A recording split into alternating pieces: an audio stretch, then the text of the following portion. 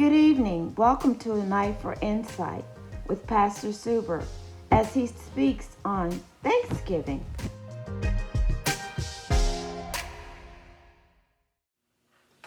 Well, welcome to another Night for Insight. I'm Pastor Suber. Thanks for joining us. Tomorrow we celebrate Thanksgiving. With that in mind, I'd like to talk to you about giving thanks. This year's Thanksgiving will be so much more different for many, if not all of us, than the Thanksgiving of our past. The reason being, of course, is because of the pandemic. While we're practicing safe distance, we're glad to be alive, but then there are so many others who are still in a state of mourning because of the loved ones that they've lost. Others simply because they won't be able to sit down and share a dinner face to face with their loved ones because they're practicing safe distancing. And then there are others who are just struggling economically because they've lost their jobs, their resources, and their provisions. Some have even been displaced from their homes. And sometimes it's ironic that now we're at a celebration or a season of celebration where we are encouraged to give thanks. It's not hard for us to believe that there'll be many who are struggling to find the fortitude and the wherewithal to find something to be thankful for. But I want to invite you to a passage of scripture found in 1 Thessalonians, the 5th chapter, beginning at verse 17. And in this passage of scripture, Paul reminds us that in all things, in all circumstances, give thanks. Let's have a word of prayer and then we'll look at the text. Father, we thank you in the name of Jesus for life. We thank you for salvation. We ask, dear God, that you would continue blessing us as we give thanks to you.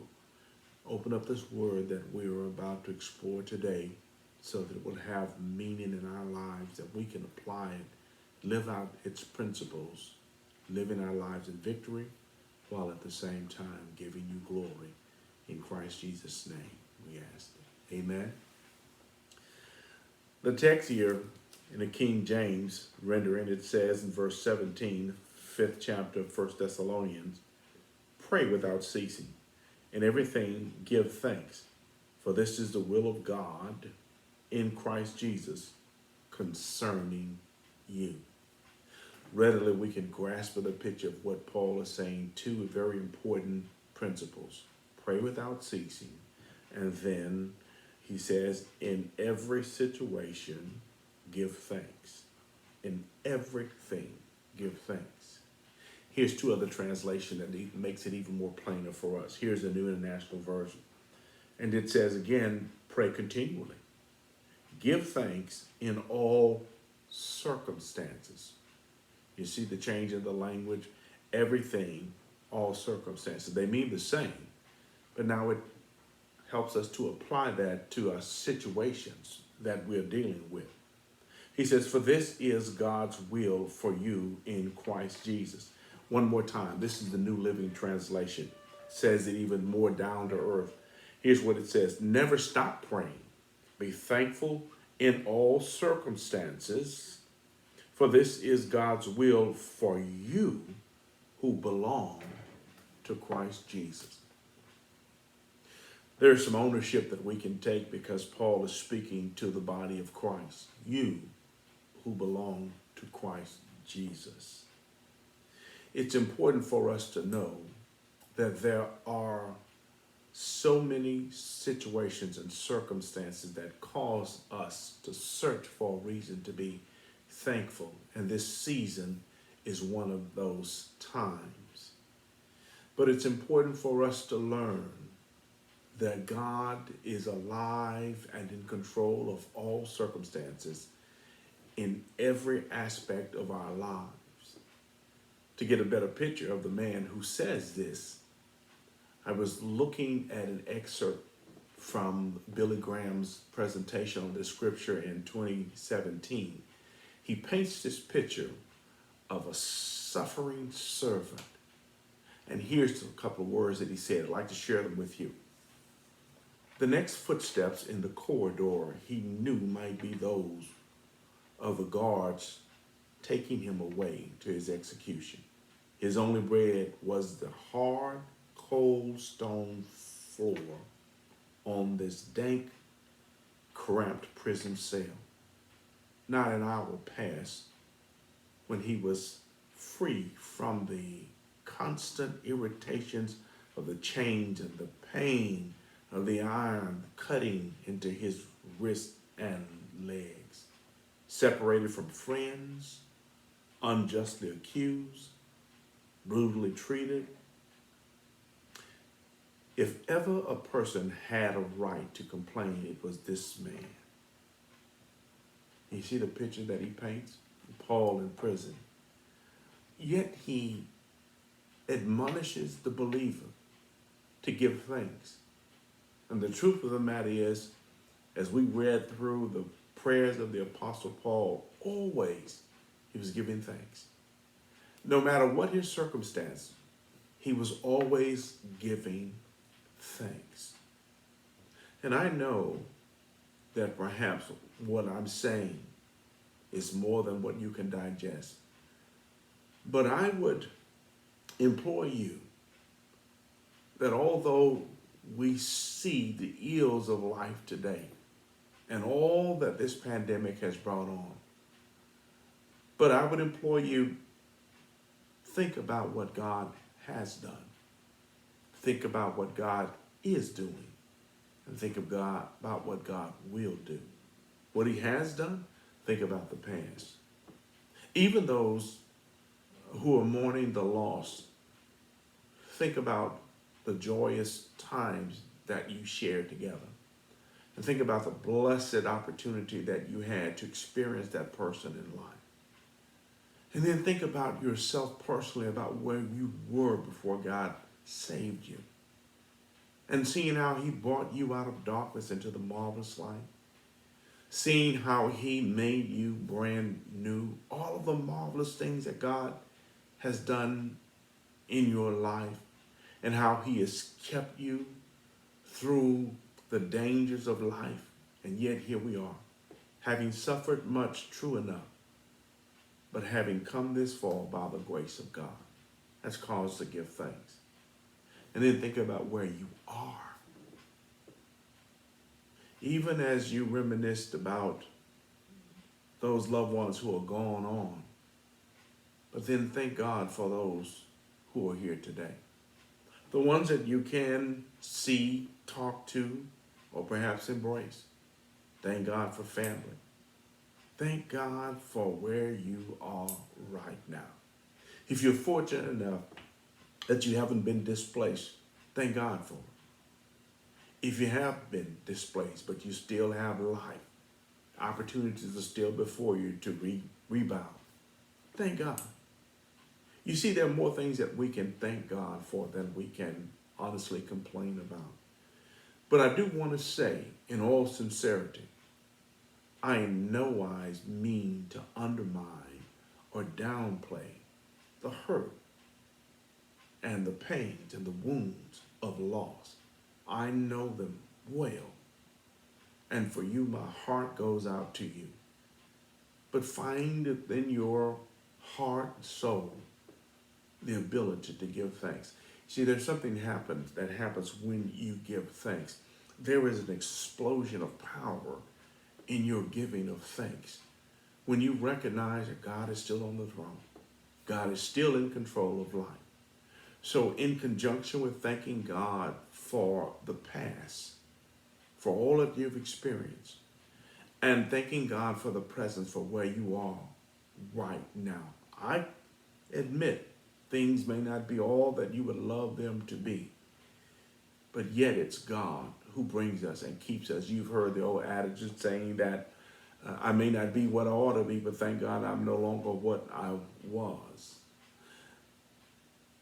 But having thanked God for the past and the present, surely we can thank God for the future.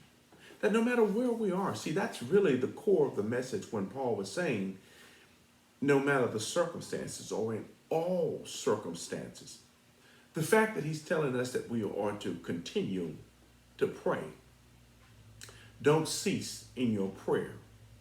Our prayer is a petition to God. Not only is it asking God's instruction, but oftentimes we come to God in need, as we should. And if we look at the picture, perhaps we paint the picture that when times are rough, that we're reaching out to God, and He's teaching us to continue, be persistent in reaching out to God. Don't stop doing that. But in your reaching out, don't forget to give thanks to God. Even in your situations that seem to be unbearable. Now, lastly, in thanking Him for what He is going to do.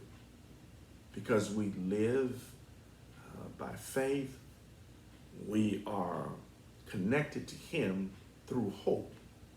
We recognize that no matter what happens, no matter what this situation, this circumstance, this current season brings, we know God is still in control, and we are the Romans 8:28 people, because we know that whatever it is, that God is going to work it together for our good, those who love the Lord and called according to His purpose. Though things may be painful and sometimes unbearable, yet God has promised to bear us up. God has promised to see us through. And on the other side, on the brightness of tomorrow, as we say, weeping endures for a night, but joy comes in the morning. Believe that. So give thanks for what God is going to do, what God has promised that He will do. The Apostle Paul says, when this earthly tabernacle has dissolved, I have a home that's not made by the hands of man, meaning that it's not under the jurisdiction or the regulations of anybody but God, and it is reserved by God for Him, and so it is for us. So give thanks for what God has done. Give thanks for what God is doing right now, and give thanks for where our hope lies, for what God has promised to do. Let me go to God with you and for you in prayer now. Father, we thank You for what You have done. We thank You for how You brought us through many dangers, toils, and snares. As the songwriter says, we have already come, and we thank You, dear God. And though many are in mourning, weeping, many are in a state of depression, yet through thanksgiving, we find the ability to rise up. Our faith is increased even in difficult moments such as these. We thank You for the life that You've given us. We thank You for the resources that we do have. Thank You for the people in our lives that are with us here today, whether virtually. We thank You for them. And then we thank You for our eternal hope and glory.